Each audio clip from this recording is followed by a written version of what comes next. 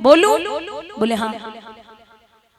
जिस कमरे में तूने मुझे रखा था ना कई वर्षों से, उस कमरे में गर्मी बहुत है।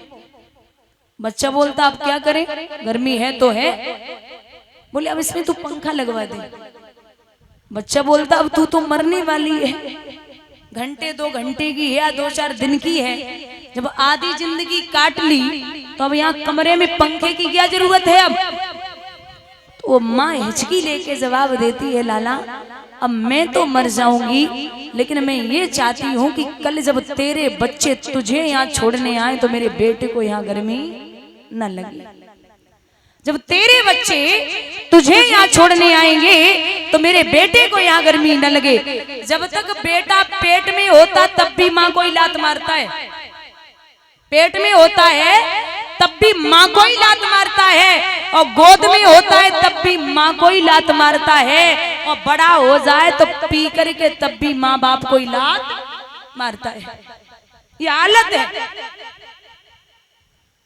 एक जंगल में चिड़िया रहती, उसके 2 बच्चे। जब तक वो छोटे रहे तब तक तो ठीक है, चिड़िया ले आती दाना पानी वो खा लेते, लेकिन जब वो बड़े हो गए तो माँ से सवाल किया, माँ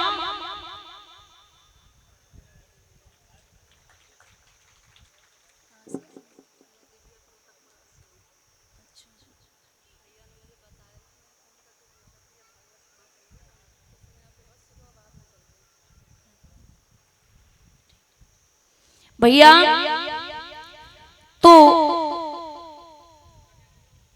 चिड़िया जो है वो जवाब देती है कि बेटा आपको क्या लगता है, आपको मैं छोड़ के ना जाऊं? बोले नहीं भैया, तू कुछ भी कर, मैं बड़ा हो जाऊंगा तो तू मुझे छोड़ के मत जाना।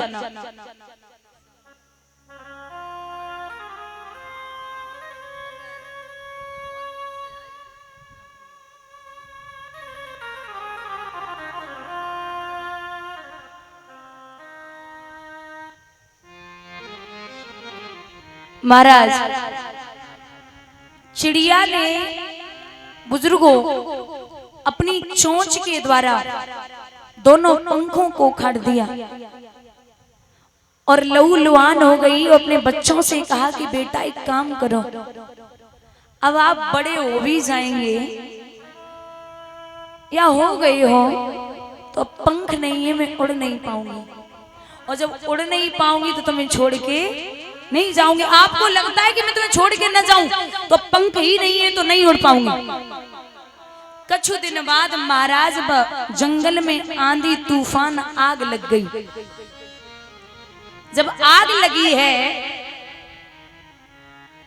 तो चिड़िया ने बच्चों को कहा कि बेटा आप तो यहाँ से जाइए, यहाँ तो आग लगी और मेरे पंख नहीं है, मैं उड़ भी नहीं सकती हूँ, तो क्या करूं? तो बच्चों ने उड़ना शुरू कर दिया। जब बच्चे उड़ने लगे, महाराज चिड़िया जब तक दिखाई देते रहे बेटे तब तक तो देखती रही, लेकिन जब आंखों से ओझल हुए तो जमीन पे गिर पड़ी। आंधी तूफान आग शांत हुआ, बच्चे लौट के आए तो देखा है कि चिड़िया मरी पड़ी है और पेड़ की डाली पर लिखा था कि हे बेटो, मैं इसलिए नहीं मर रही हूं कि यहाँ आग लग गई और तूफान आ गया, मेरे प्राण आज इसलिए जा रहे हैं कि जिन बच्चों के लिए मैंने अपने पंखों को त्याग दिया, खुद के शरीर को शरीर नहीं माना, उन बच्चों ने चलते टाइम हमसे एक बार भी ये नहीं कहा कि माँ मैं तुझे छोड़ के नहीं जाऊंगा।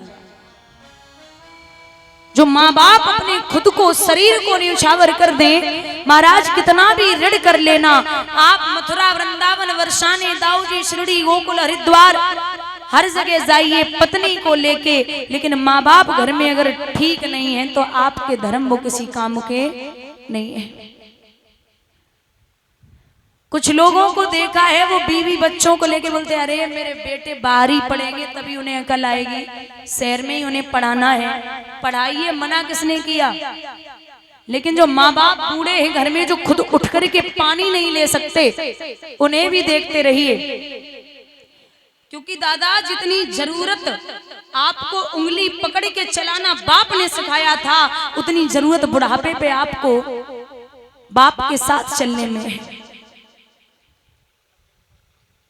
महाराज मां स्वयं कर्ण मां को समझाता है कि मैया तू मुझे बता कि काम क्या है, मैं खुद ही चलाता, और तू अर्जुन की मैया है।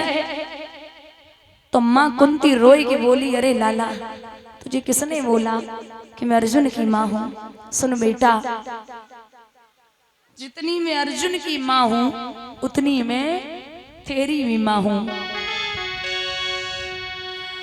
अरे कुंतवोज की सुता बेटा लगते बबुला को अति प्यारी,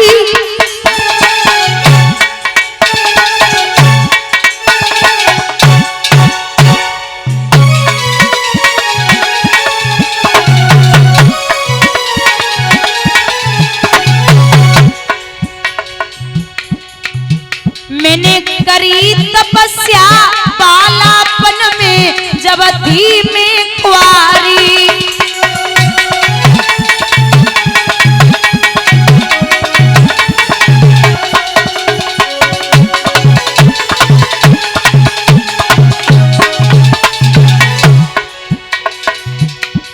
अरे तब ही दुर्वासा ऋषि आए,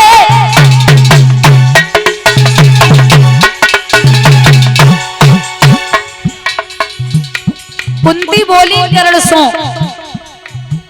अरे सूर्य देव भय प्रगट मंत्र जब अमने अंजवाए।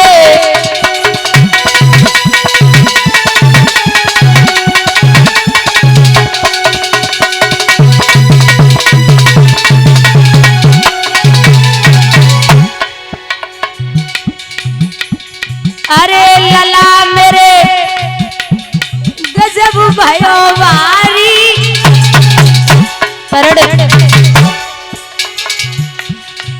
बेटा 9 महीना के बाद पूत तू जन्मो तारी।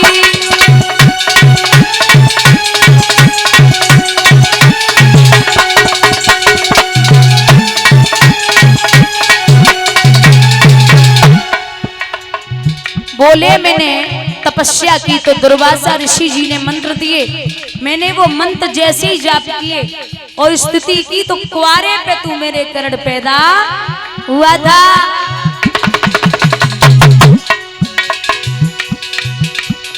अरे लला मेरे गजब बहुवारी,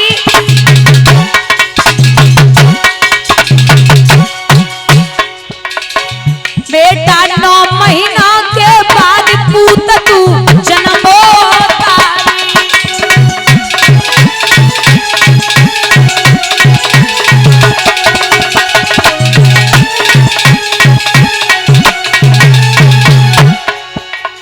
अरे रोई रही कुंती सी मैया,